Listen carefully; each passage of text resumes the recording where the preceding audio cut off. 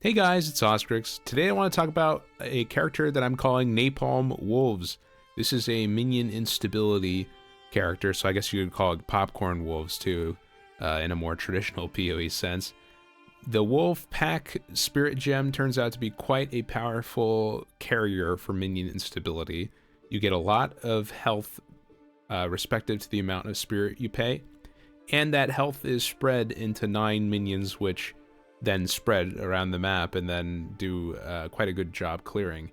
Minion builds in the current game really do struggle to clear in general. This character I've really focused on clearing. I've got as much movement speed as I could conceivably get. I've got really good AoE through the clearing of the wolves in their AI, and a lot of increased minion AoE on the tree as well. Overall, this feels quite nice to play with all that AoE combined with Lich explosions from Blasphemy, Temporal Chains. Really good single target through the use of the Bogfelled Commoner Scepter, which adds a really high amount of burst single target damage in a concentrated point. Overall, this is kind of like a one-button build, but like with rhythm that you have to press weapon swap twice. You can't just like spam it or else you do no damage. And if you don't use it at all, you do no damage, so you have to press it twice to kind of like bring your guys back to life and then they explode. But other than that, you just press your Curse, Frostbomb, and Thunderstorm every once in a while for the bosses, and it's a pretty relaxed playstyle. I played this all the way to 99 in hardcore, really enjoyed playing it a lot, and I think that if you're interested in playing minions this league, this is a great choice, and I'm going to go into more detail about all the character and all that now.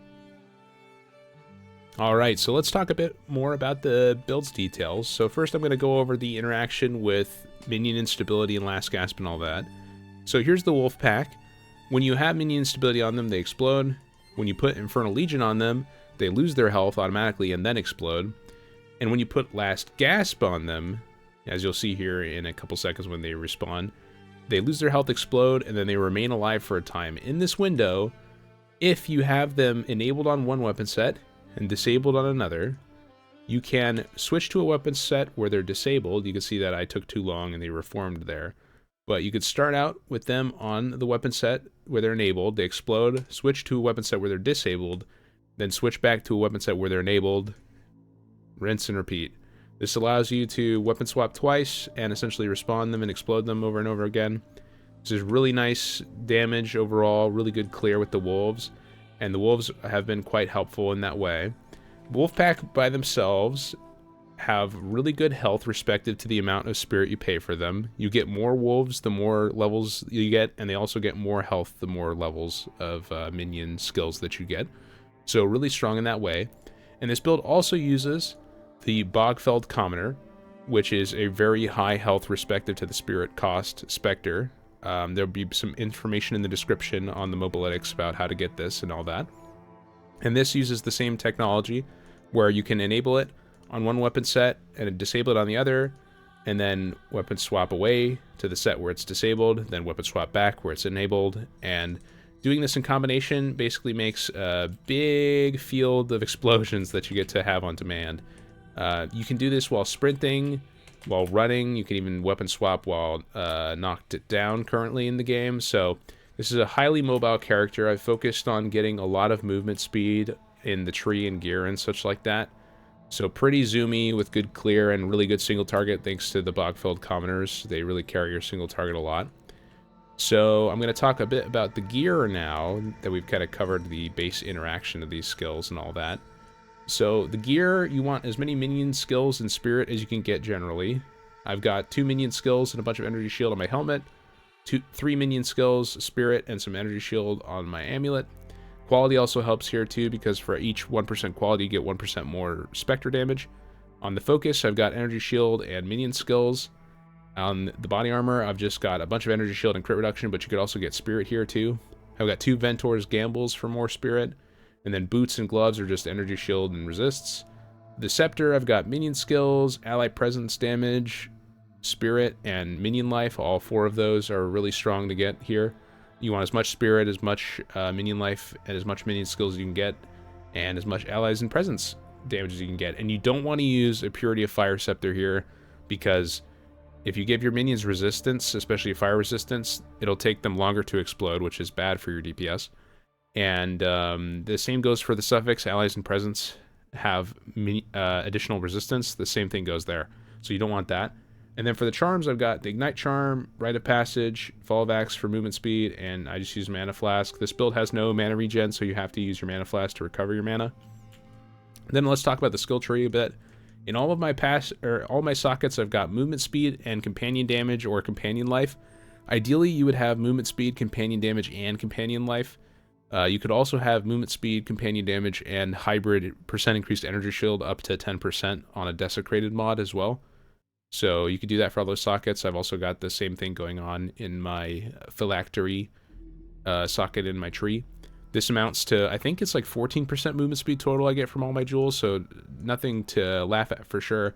And I also instill Spiral into Depression for more movement speed. This node gives you 3% movement speed. I come down here and take 4% movement speed here and another 3% movement speed here. So lots more movement speed than your average character on here. The rest of the tree is mostly just energy shield nodes and chaos inoculation and faster restart time. You can take less energy shield nodes than I've taken and take more minion damage nodes or minion life nodes. There's a ton of them all over the tree right next to where I path currently that you can take. I don't even take all of the minion damage in the starting area. I actually path out in this like Sorc ES area at the moment. So you could instead path through here and get more damage. But this is just how I decided to do it on hardcore for additional defense because I found that my damage was good enough. But in softcore, I would definitely elect to lose some energy shield. You could cut like this entire wheel, this wheel, and like I said, path through here through the minion damage instead. So yeah, you could get a lot more damage on this character if you want to design the passive tree a little bit differently. And then I'm going to talk about the skills. So the skills are supported like so. Wolfpack has Feeding Frenzy 1, Minion Stability, Infernal Legion 3, and Last Gasp. This is the same for the Bogfeld that explodes. This one has Magnified Area, though, for more AoE.